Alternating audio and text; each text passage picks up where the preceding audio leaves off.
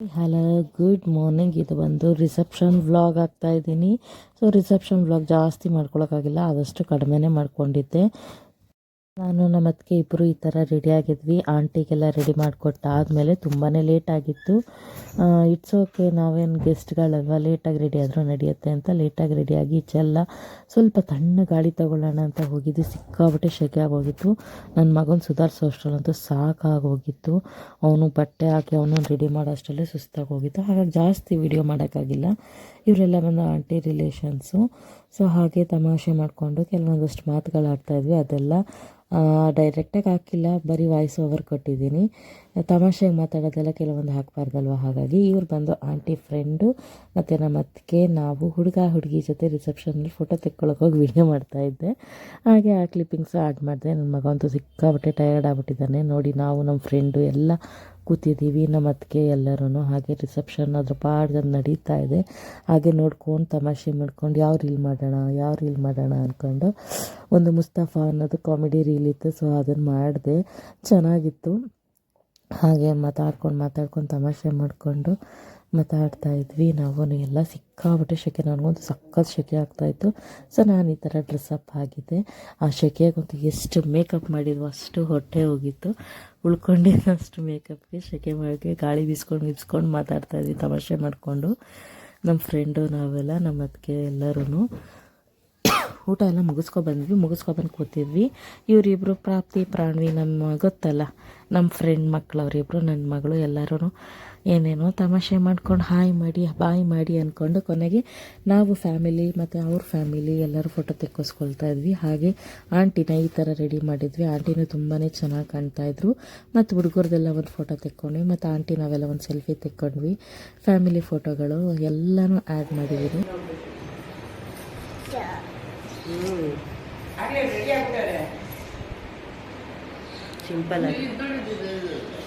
ಸಿಂಪಲಾಗಿ ರೆಡಿ ಆಗಿದ್ದೀವಿ, ಜೋರಾಗಿ ರೆಡಿ ಆಗಿಲ್ಲ.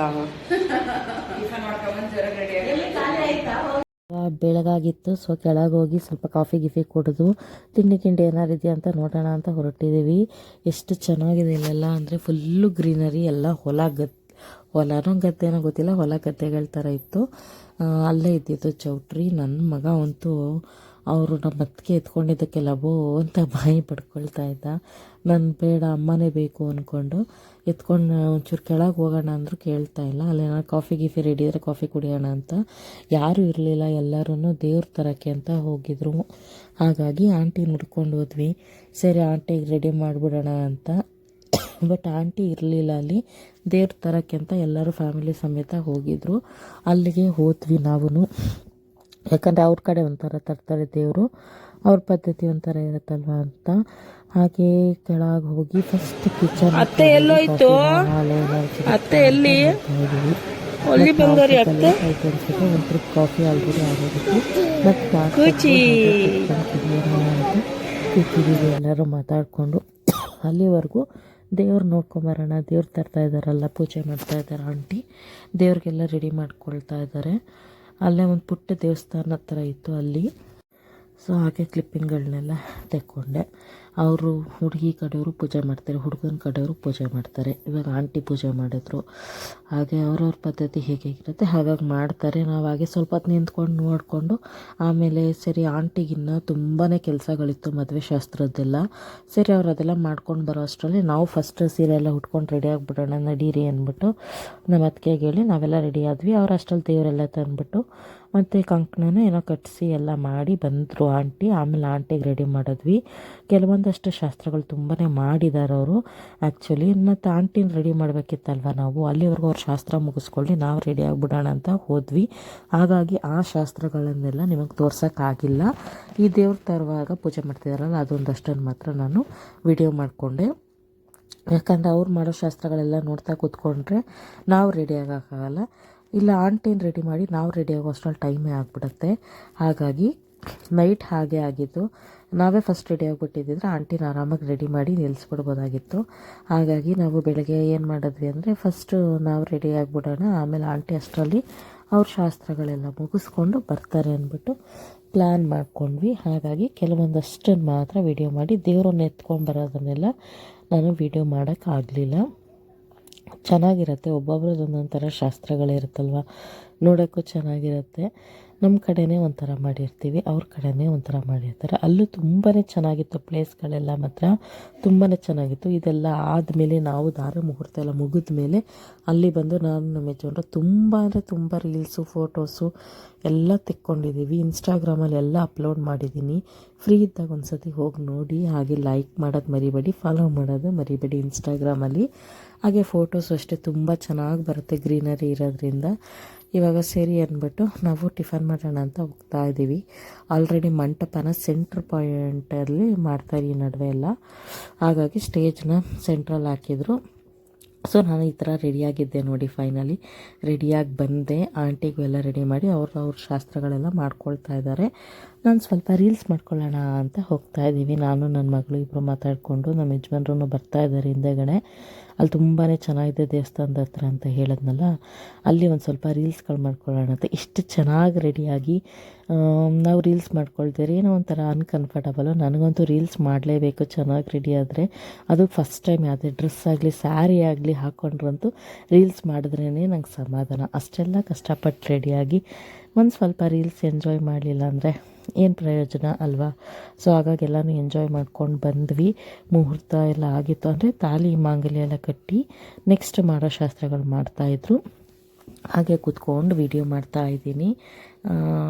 ಎಲ್ಲರೂ ಕೂತಿದ್ದೀವಿ, ರೌಂಡಾಗಿ ಚೇರ್ ಹಾಕ್ಬಿಟ್ಟಿದ್ರು ಮಂಟಪದ ಸುತ್ತ.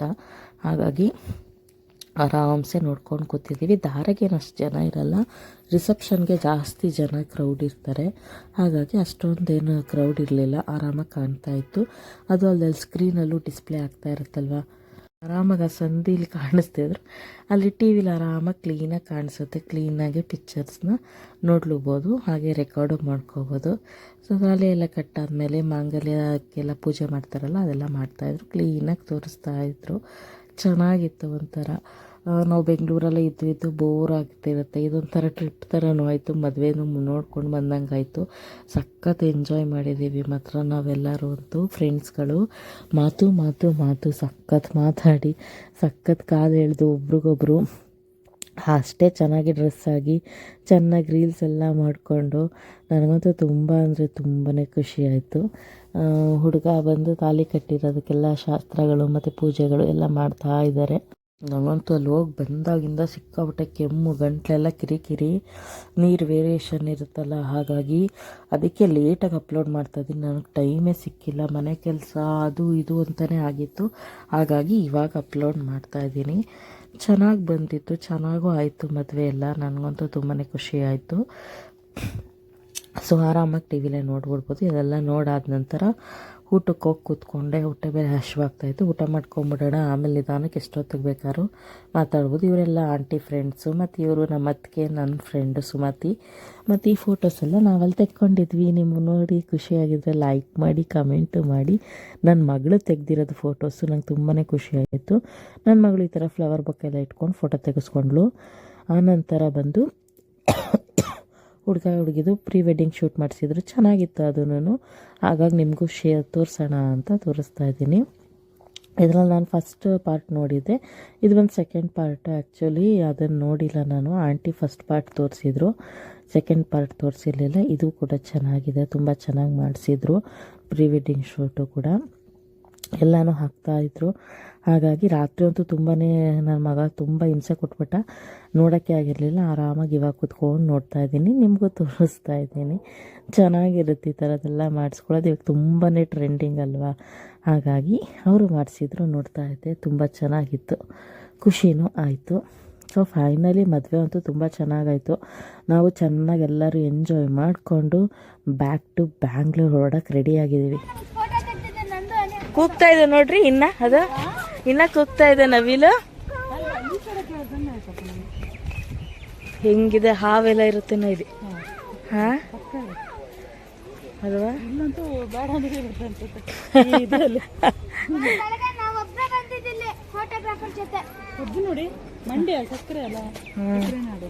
ಬಾಯ್ ಮಾಡು. ಕಾರಲ್ಲಿ ಹೋಯ್ತಾರ ಅವರು, ನಾವು ಬಸ್ಸಲ್ಲಿ ನೋಡಿ.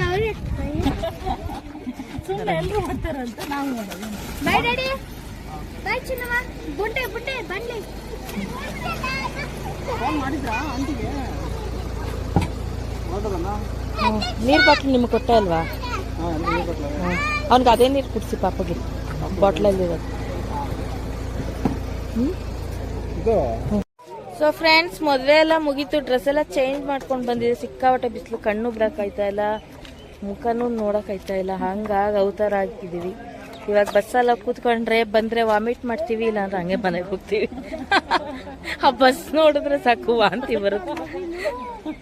ಅಯ್ಯಪ್ಪ, ಮದುವೆ ಇನ್ನು ನೆಕ್ಸ್ಟ್ ಬೀಗ್ ರೂಟ ಮುಗಿಯೋವರೆಗೂ ಬೀಗ್ ರೂಟಕ್ಕೆ ಹೋಗ್ಬೇಕು.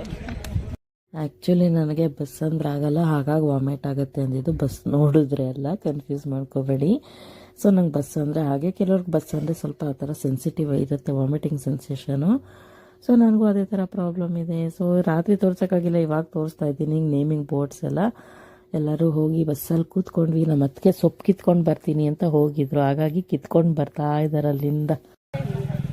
ತಂದ್ರ ಸೊಪ್ಪು ಏನು ಸೊಪ್ಪು ಅದು ತೋರಿಸಿ? ಏನು ಸೊಪ್ಪು? ಬಟಾಣಿಗೆ ಸೊಪ್ಪು, ಮಸ್ಸೊಪ್ಪು ಹಾಕೋದು. ಬ್ಯಾಕ್ ಟು ಬ್ಯಾಂಗ್ಳೂರ್ ಹೊರಡ್ತಾ ಇದ್ದೀವಿ ಇವಾಗ. ಇನ್ನೇನೊಂದು 3 ಗಂಟೆ 4 ಗಂಟೆ ಅಷ್ಟರಲ್ಲಿ ಬೆಂಗಳೂರಲ್ಲಿ ಇರ್ತೀವಿ ನಾವು. ಸೊ ಇದಾಗಿತ್ತು ಮದುವೆ ವ್ಲಾಗು. ನಿಮ್ಗೆ ಇಷ್ಟ ಆಗಿದ್ರೆ ಲೈಕ್ ಮಾಡಿ, ಶೇರ್ ಮಾಡಿ, ಸಬ್ಸ್ಕ್ರೈಬ್ ಮಾಡ್ಕೊಳ್ಳೋದು ಮರಿಬೇಡಿ. ನನ್ನ ಕೈಲಿ ಎಷ್ಟಾಗುತ್ತೋ ಅಷ್ಟು